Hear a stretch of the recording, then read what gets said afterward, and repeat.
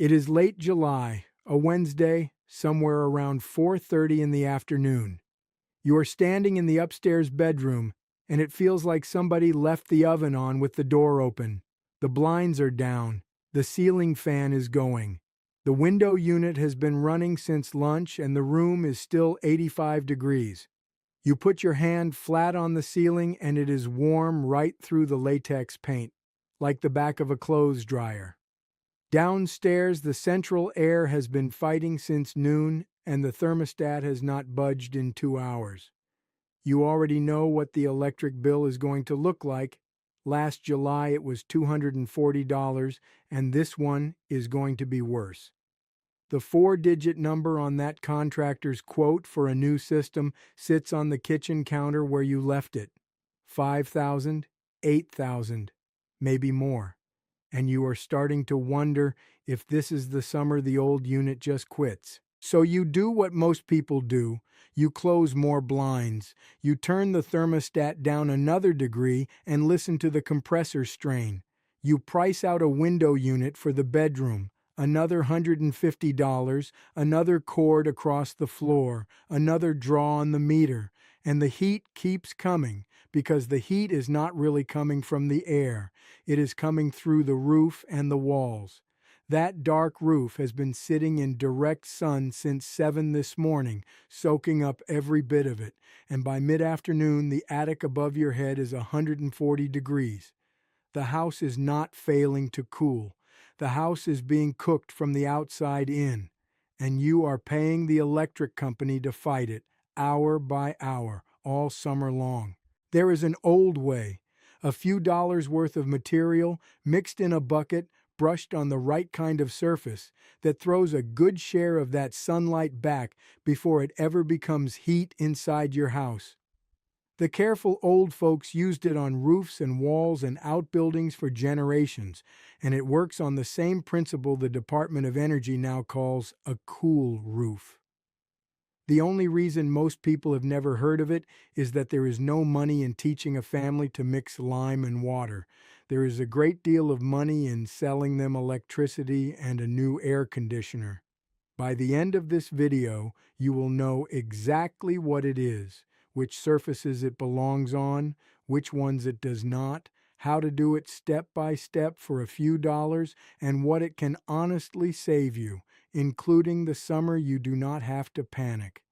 Buy a new system because the old one could not keep up. No miracle promises, just the old method, the real cost, and the honest scope. I want to be straight with you before I go any further. There is a lot of advice on the internet right now telling you to slap a coat of white paint on your roof and save thousands of dollars this summer. Some of it is half right. A lot of it is dangerously wrong. What I am going to show you today is real. It is old and it works, but only on the right surface, only done honestly, and it is not going to cut your summer bill in half by magic. Here is what is true. A dark roof or a dark sun-facing wall absorbs heat all day long, and that heat comes straight through into your house. The Department of Energy says a conventional dark roof can reach 150 degrees or more on a summer afternoon, while a reflective surface can run more than 50 degrees cooler. That is real. The principle is sound. And there is an old mineral-based way to make a compatible surface reflective for a few dollars worth of material. A limewash, done thin, done right, on the kind of surface it was always meant for. By the end of this video, you will know exactly what limewash is, exactly which surfaces it belongs on, which ones it absolutely does not, how to mix it, how to test it, how to apply it, what it honestly costs, and what kind of comfort and savings you can realistically expect. No miracle promises, just the plain method, the real numbers, and the honest scope. My name is Hal Perkins. I am 74 years old. I was raised in rural Missouri by parents who came up through the worst of the Depression. My father was a mechanic who never threw away a part he could fix, and my mother ran a house on almost nothing and made it look easy. They never earned much. They died with more in the bank than neighbors who made 3 times their wage. because they stopped heat at the shell of the house before they ever asked a machine to fix it for them. I have spent my whole life fixing things, stretching things, and writing down what things cost and what they ought to cost. I share these old methods because my mother handed them to me and somebody has to hand them on, or they are gone for good. Before I show you what to do, you need to understand why it works, because the why tells you what to expect and what not to expect. And that is more important here than in most of my videos, because the wrong expectation on this one leads people to coat the wrong roof and end up with a real problem. The plain version is this. When sunlight hits a surface, one of two things happens. The surface absorbs it and turns it into heat, or it reflects it back. A dark-colored roof absorbs most of that energy. A white or light-colored mineral surface reflects a great deal of it. The Department of Energy calls the first number solar reflectance. The higher it is, the more sunlight bounces off instead of heating the material. There is a second number, thermal emittance, which is how well the surface sheds whatever heat it does absorb. Between the two, a reflective surface stays dramatically cooler in the same sun than a dark one. That is the whole principle of what the industry now calls a cool roof, and it is the same principle your grandparents used when they whitewashed the chicken coop, the smokehouse, or the south wall of the barn. They did not call it solar reflectance. They called it keeping the place from baking. Now here is where limewash comes in. Limewash is one of the oldest coatings there is. It is slaked lime, calcium hydroxide, mixed with water. The CDC and NIOSH list hydrated lime, slaked lime, and calcium hydroxide as the same material. When you brush it on a porous mineral surface, something different happens than with regular paint. It does not sit on top like a plastic film. It absorbs into the pores, and then as it dries, it reacts with carbon dioxide in the air and slowly hardens back into a form of calcium carbonate, basically limestone. The National Park Service describes this carbonation process as the reason limewash bonds to and protects compatible masonry. That gives you a white, breathable mineral layer that throws sunlight back and lets moisture pass through instead of trapping it. What that means for your house: on a compatible surface, a properly applied lime wash can meaningfully lower the surface temperature, improve indoor comfort, and reduce some of the cooling load your air conditioner is carrying. What it does not mean: it is not a replacement for insulation, it is not a substitute for a functioning air conditioner, and it does not belong on every roof in America. Oak Ridge National Laboratory's modeling shows that on well-insulated modern homes, the annual energy savings from roof reflectance alone can be real but modest. Tens of dollars, not thousands. On poorly insulated buildings, older homes, and in the hottest climates, the effect is bigger. That is the honest range, and I am not going to pretend otherwise. If the kind of plain teaching that keeps money in your pocket is worth something to you, I would appreciate it if you subscribed. I put one of these out regularly. Same kind of old knowledge, same honest numbers, same legal pad. That is all I will say about it.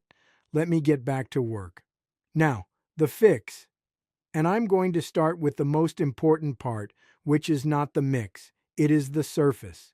Before you buy a single bag of lime, before you touch a bucket, you need to sort yourself into one of three groups, and you need to be honest about which one you are in. Group 1, good candidates. If you have unpainted or previously lime-washed masonry, stucco, lime plaster, a cementitious outbuilding, a block wall, a poured or parged foundation wall that faces the sun, any absorbent porous mineral surface, you are in the right place. Lime wash was made for these surfaces. The National Park Service documents it as a traditional finish on porous, compatible materials going back centuries. This is where the method works the way it is supposed to. Group 2, possible, but proceed with real caution. Certain older compatible roof systems, clay tile, concrete tile, some cementitious roof surfaces, may be candidates, but only after you have checked the manufacturer's guidance and confirmed the roof is in sound condition. This is not a weekend guess. If you are not sure, ask someone who knows roofing. Group 3, do not do this. If you have standard asphalt shingles, and most American homes do not field coat them with limewash or any other reflective coating you mixed up yourself. The Department of Energy warns plainly that field coating previously installed asphalt shingles can trap moisture and may void your warranty, and the roofing industry confirms that many manufacturers do not recommend post-installation coating. I am telling you this now, not burying it at the end, because this is the mistake the internet is leading people toward. If your roof is asphalt shingle, this video still helps you because you almost certainly have a sun-baked masonry or stucco wall, a foundation, a shed, a garage, or another mineral surface that is pumping heat into your living space. Start there. Now, materials. Write this down. 1 bag of Type S hydrated lime, 50 pounds, at a home center or masonry supplier that runs roughly $18 to $30 depending on the retailer and whether you are paying delivery. That bag will cover a great deal of surface area across multiple thin coats. For a single test patch or one problem wall, you may use only a few dollars worth of that bag. You also need clean water, a dedicated bucket you will not use for drinking water afterward, a stirring stick, a large masonry brush or an old-fashioned whitewash brush, a spray bottle or a garden sprayer for pre-wetting the surface, and personal protective equipment. And I mean this part. Goggles that seal around your eyes, chemical-resistant gloves, long sleeves, a dust mask rated for nuisance dust at minimum, and a proper respirator is better. Drop cloths for anything below the work area you do not want spattered. And if you are working above ground level, a stable ladder on level ground with someone who knows you are up there. I will say more about safety in a moment. What to avoid? Salt. You will find old recipes that call for salt in the mix. The National Park Service tested salt-containing limewash recipes and found that while some performed acceptably, they still recommended a plain lime and water formula for masonry work because added salt can contribute to efflorescence, those white crystalline deposits that damage masonry over time. So the version I'm teaching you is the clean one, lime and water, no salt, no additives, the simplest and the safest for the surface. Step 1. Start with a test patch. Pick a small area on the north side or a hidden spot, somewhere you can afford to learn on. Dampen the surface lightly with the spray bottle. Brush on one thin coat of your wash. Let it dry completely. What you are looking for: does it absorb into the surface and whiten as it cures? Does it bond and harden? Or does it dust off and powder away excessively? Does the surface accept it, or does the mix bead up and slide off? If the substrate is sealed, glossy, previously painted with latex or oil paint, or sheds the wash immediately, stop. It is the wrong surface. If it powders so badly after drying that it rubs off on your hand like chalk dust, the bond is not forming properly. Either the surface is not compatible or your mix needs adjustment. Do this test before you commit to a large area. The National Park Service frames limewash as a finish for porous, compatible materials, not a universal coating. Step 2. Mix the wash thin. You are making a wash, not mortar and not paint. The consistency you want is thin milk. Some sources say skim milk, some say light cream. Because the public preservation sources do not all agree on one universal ratio by weight, I am going to tell you to go by consistency. Mix small batches. Record what you did so your next batch matches. The script on the lime bag may have guidance. Follow it. The key principle is thin enough to brush easily and absorb into the pores, not so thick it sits on the surface like house paint. Step 3. Pre-wet the surface. Before every coat, dampen the wall or surface with water, not soaking, just damp. A bone-dry wall sucks the water out of your wash too fast and leaves a weak, dusty layer. A lightly damp surface lets the lime spread evenly and cure properly. This step is consistent across every lime wash source I have found, including the building conservation literature. Do not skip it. Step 4. Apply multiple thin coats. This is where the skill matters and where lime wash is different from paint. You do not load the brush and slap on a heavy coat. You work the wash into the surface with the brush, keep the coat thin, and let it dry fully between passes. 2 coats is a starting point. 3 or 4 builds a more durable, more reflective layer. Each coat is thin. Each coat cures. Each coat bonds to the one beneath it. The honest line is that this is where labor enters the cost equation. One reason lime wash faded from common use is that ready-made paint in a can was faster and easier. A family that understood mineral coatings could maintain a building cheaply, but it took time and repetition. That is the trade. The material is cheap. The labor is yours. Step 5. Put the method where it buys you the most. For this particular problem, summer heat. The smartest first move is not necessarily the entire roof, even if your roof is compatible. It is the hottest sun-facing surface that is driving heat into your living space.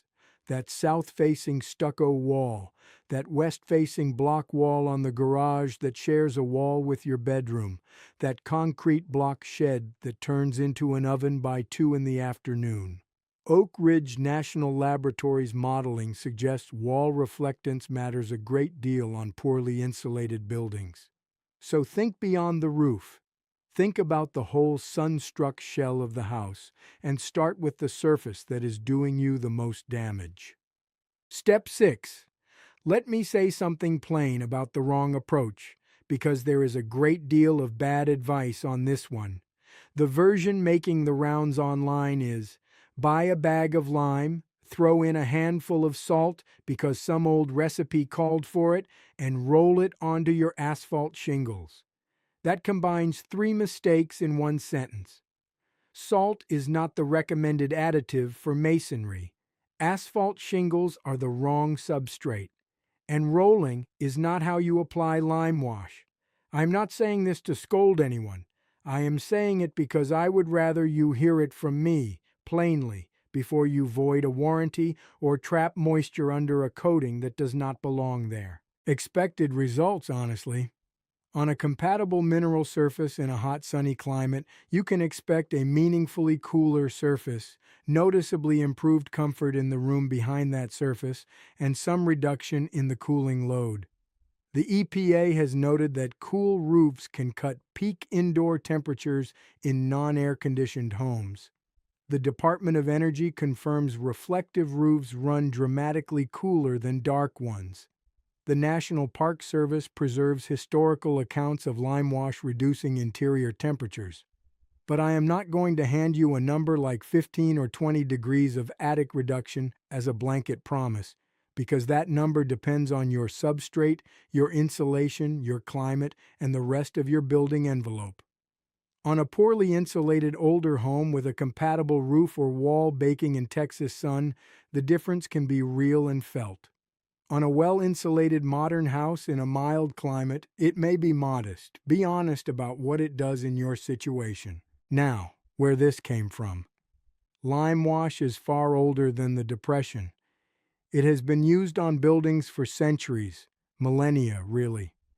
The National Park Service documents it as one of the oldest protective and decorative coatings for masonry and other porous surfaces. Depression-era families did not invent it, but they were exactly the kind of people who would keep using a mineral wash that cost almost nothing because they could not afford the alternative. The Library of Congress places the worst of the Dust Bowl and the Great Plains heat right in the 1930s. And the families who survived those years used every cheap tool they had to keep a house livable. My folks were not in the business of paying to fight heat after it got into the house. If there was a way to stop it at the wall or the roof for pennies, that is where they started. You are not learning a new trick. You are recovering an old one that got set aside when air conditioning and ready-made products made it easier to spend your way through summer. The habit that keeps this working is not complicated, but it is not nothing. Limewash is a sacrificial finish. It weathers. Rain, wind, and sun gradually wear it away, and that is by design. The old layers erode and you apply new ones on top. The National Park Service makes clear that multiple thin coats over time are part of the tradition, not a flaw. So your rhythm is inspect in spring before the heat arrives, touch up or add a fresh thin coat on any areas that have worn thin, and check again after heavy weather. Pair it with the companion measures the old folks used alongside it. Blinds or shades on west-facing windows during the afternoon. Attic ventilation, night cooling by opening up after sundown when the air drops, and making sure your attic insulation is doing its share of the work. Limewash is one layer in a broader old house logic for summer. It is not the whole plan. Now I want to be firm about limits, because this is where I part company with the louder voices on this topic. The evidence that reflective surfaces reduce heat gain is strong. The Department of Energy and the EPA both stand behind the cool roof principle. The evidence that limewash is a real, historic, mineral-based reflective coating is well documented. What is not well documented is a universal claim that any homeowner can whitewash any roof and save thousands of dollars a season. Oak Ridge National Laboratory's residential modeling shows savings that depend heavily on climate zone and insulation level. In a hot climate on a poorly insulated building, reflective treatment of the roof and walls together can make a meaningful dent. On a well-insulated modern home, roof reflectance alone may save you a modest amount, real but not dramatic. And the Department of Energy notes that in cold climates, a highly reflective roof can create a winter heating penalty because you are also reflecting the solar heat gain you wanted in January. If you live somewhere with cold winters and mild summers, this may not be a net win. The honest position is, this is a low-cost passive cooling layer that can improve comfort and save real money in the right conditions. It is not a miracle, and it is not for every house. Safety. I said I would come back to this, and I mean it. Hydrated lime is caustic. It can seriously injure your eyes if it splashes or if dust blows into them. It will irritate your skin, especially with prolonged contact. The dust irritates lungs and airways. The CDC classifies calcium hydroxide as an irritant and identifies the eyes, skin, and respiratory system as the target organs. You wear sealed goggles, chemical-resistant gloves, long sleeves, and a dust mask or respirator every single time you handle it, mix it, or apply it. No exceptions. If you are working on a wall above your head, the drips will find your skin and your eyes. Protect yourself. If you are working at any height, a ladder, a low roof, you are also dealing with fall risk, heat stress from working in the sun, and a slippery surface once wet material is involved. I strongly recommend keeping this to ground-level wall applications for DIY. If your situation calls for roof work, make sure the roof is safely accessible, you have solid footing, and someone knows where you are. And one more, if you are prepping an old surface and you do not know what is under the existing coatings, do not aggressively grind or strip it without checking for lead paint. Old houses carry old hazards. Here is where it all comes together. Look at what we have walked through. A bag of hydrated lime, $18 to $30. For a test patch or a single problem wall, you may use a few dollars worth of lime and a few hours of your labor. The brushes, bucket, and protective gear, if you do not already own them, might add another $15 to $25, and you will reuse them. Your total material outlay for a meaningful first application on a sun-baked wall might be under $10 of lime and under $50 if you are buying everything from scratch. Against that, consider what summer heat costs you. The electric bill climbing month over month, the compressor running harder and aging faster, the eventual replacement of an air conditioning system that costs several thousand to well over $10,000, and one of the things wearing it out is fighting heat that could have been partially stopped at the wall. The honest math is plain. This is not a $3,000 a summer saving. Put that number out of your mind. On a compatible surface in a hot climate with an older or poorly insulated building, the comfort improvement is real and the load on your cooling system is measurably reduced. A reasonable expectation for annual energy savings from reflective treatment might range from modest, maybe $20 or $30 on a well-insulated house, to more meaningful on a less insulated building in a punishing climate. Where the bigger number lives is in the avoided emergency, the year you do not panic buy a new system because the old one could not keep up, the summer you do not run the unit into the ground because the house was fighting you from the outside in. The material cost is pennies per square foot. The labor is yours. The saving compounds quietly, season after season, coat after coat. Write those numbers on the pad and look at them honestly. They are real. They are just not magic. There is no money in teaching a family to mix lime and water and brush it on a wall. There is a great deal of money in selling electricity by the kilowatt hour every month, all summer. There is a great deal of money in selling a new air conditioning system when the old one gives up. There is money in specialty reflective coatings at a premium, money in the contractor who applies them, money in every link of a chain that starts with a dark surface absorbing heat and ends with your checkbook. So the plain old method of brushing a mineral wash on a hot wall sits quiet. This is not a conspiracy. It is plainer than that. The knowledge and the skill used to pass from one careful family to the next, the way the National Park Service says it did, craftsperson to craftsperson, parent to child. Then ready-made paint was easier, and air-conditioned living was easier, and nobody had a reason to teach the cheap way anymore. You can be the one who remembers. This was never really about a white wall or a bucket of lime. It is about whether your house depends on the electric company and the equipment dealer to get through summer, or whether you stop some of that heat at the shell and let the machines do less. It is about a home that works with you, the way the careful old folks built and maintained theirs, not a house that cost you more every year because nobody taught you the first line of defense. Here is what I want you to do. Tonight, go outside and put your hand on the hottest sun-facing surface on your house. The south wall, the west wall, the garage, the shed. Feel what the sun has been doing to it all day. Then check your roof type and your wall surfaces. This week, rule out anything that is asphalt shingle, sealed, painted with modern paint, or otherwise incompatible.